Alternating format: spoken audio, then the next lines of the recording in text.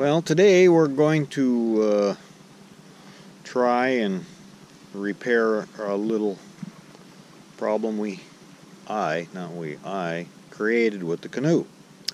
The canoe is a Kevlar canoe. It's fiber and the resin. And in trying to add a little weight to the canoe for more control in the wind, I added some rocks to the inside of the canoe to make it more stable in the wind. The more weight you have, the lower in the water the canoe rides, you have more control. Keeps the bow of the canoe down as well, so it doesn't act like a weather vane. Well, anyway, as you will see right in the center of the picture, there is a tiny puncture, and you can see by the size of my finger just how big it is. And it's not a complete puncture through, it's a stretch of the fiber and a potential of a slight leak. So what we're going to do today is we're going to try and patch that the way that they used to years ago. The Native Americans in their canoes, creating a seal. And the seal consisted of tree pitch, fire ash, and bear grease, rendered bear grease. Now, between those three, created that pitch seam seal, and the reason for the black outline on the birch bark canoes. So we're going to make an effort to patch this with some tree pitch, ash, and because we do not have any rendered bear fat, we're going to try and use some candle wax. And the wax and or bear fat is to keep the pitch from crystallizing and breaking. And the ash is a binder. So all three of them together was used to sew and patch and create their birch bark canoes. But you can see that little hole there, and we're going to continue to take a look at this and see if we can fix it. Let's turn the canoe over so we can look at that hole from the inside. I'm going to grab that canoe and roll it over this way gently. And we'll take a look on the inside.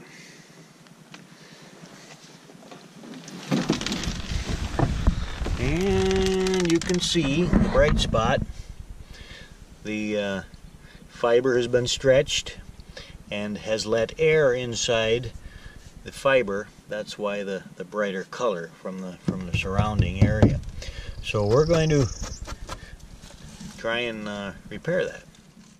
Well, here's our three items that we're going to combine. We have the tree pitch in liquid form, and we have the fire ash, and then we have our grease, bear grease, but we don't have bear grease, so we're going to attempt to get some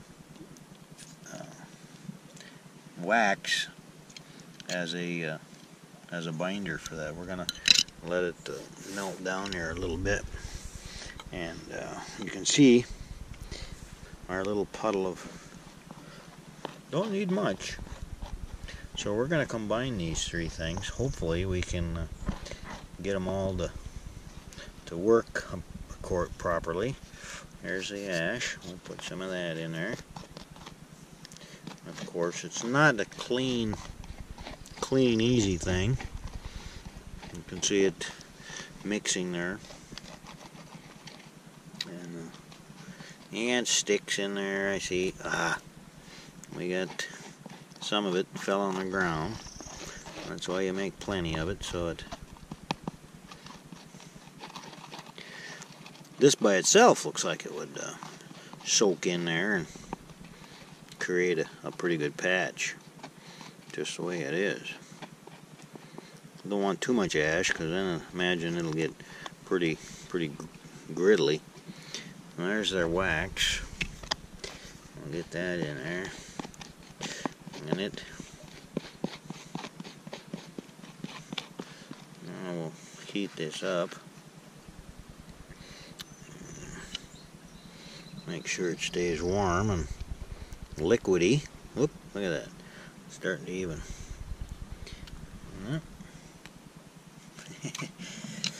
So this is a little experiment on our part. You can see the wax trying to solidify inside our concoction here. We're going to try and get a little more wax. Keep it all hot. So let's heat it up a little more here.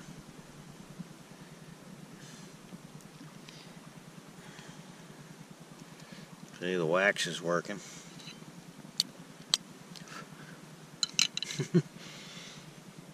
There we go. I got some good wax here now. Nice. Keep it liquid here before we pour it into the hole. There's a big chunk of ash. We don't want that charcoal in there. We just want the ash. Nice soupy mix. Because we're going to pour this into that hole. And then between the three of them, they will... Boy, let's see if we can get some more wax to drip in there. I see it running. There we go. There we go. That's nice. The exact formula, I'm not sure, but we're gonna, do a little experimenting and see here. I can see that gets thick and the chunks.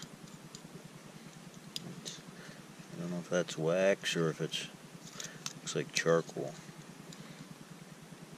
Try and take the charcoal chunks out because we want this to be kind of a liquid. Not a thing with chunks. There's a tree needle. And looking.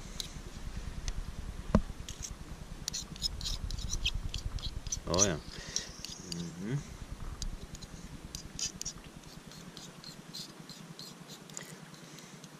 Keep it hot so that the wax doesn't solidify as it's trying to do, I see. See that? That's wax. It's trying to cool off. Let me add just a little more wax because the wax, as you see, will harden up as well and create a seal in that fiber. So, okay, let's see if we can keep this all burning. And take the knife. Okay, let's walk over and take a look.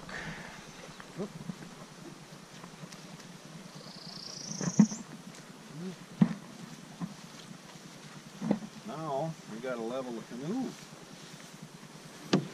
There you go. There we go. Let's level up the canoe.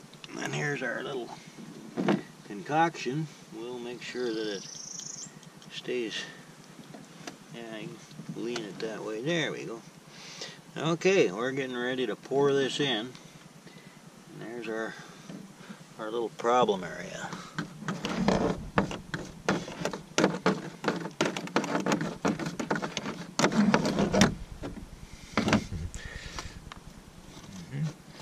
We'll push that all in there with the thumb. Get it into that fiber. And you see it turning a little kind of a gray. That's the wax solidifying. And there is our patch. How's it look?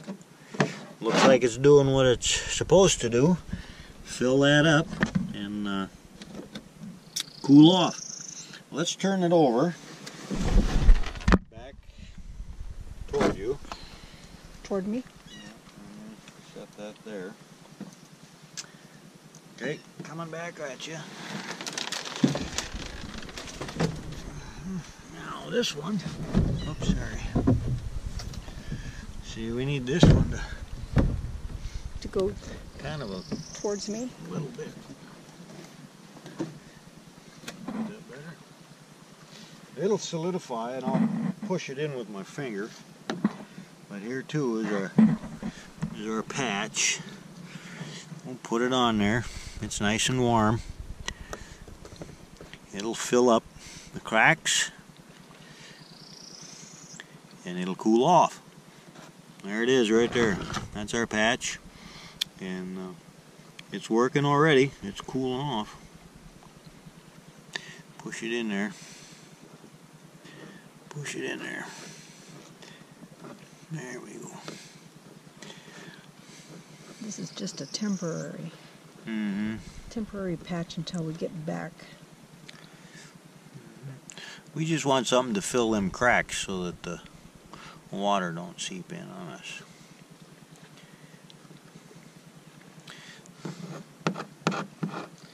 Yeah, it's nice consistency, I'll tell you that. Yeah, looks good.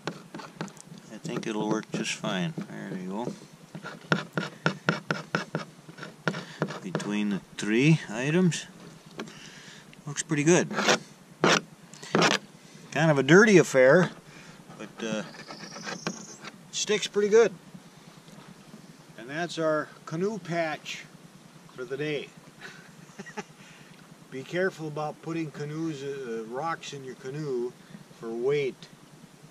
Be very careful. As you can see, don't take much to poke a hole. And it don't take much of anything to poke a hole in your fiber canoe. Pulling it up on shore, loading equipment. Fiber canoes are not the same as aluminum. Aluminum will take a lot of abuse with rocks and puncture resistant. But your fiberglass canoes, be a little bit careful. All right, let's see.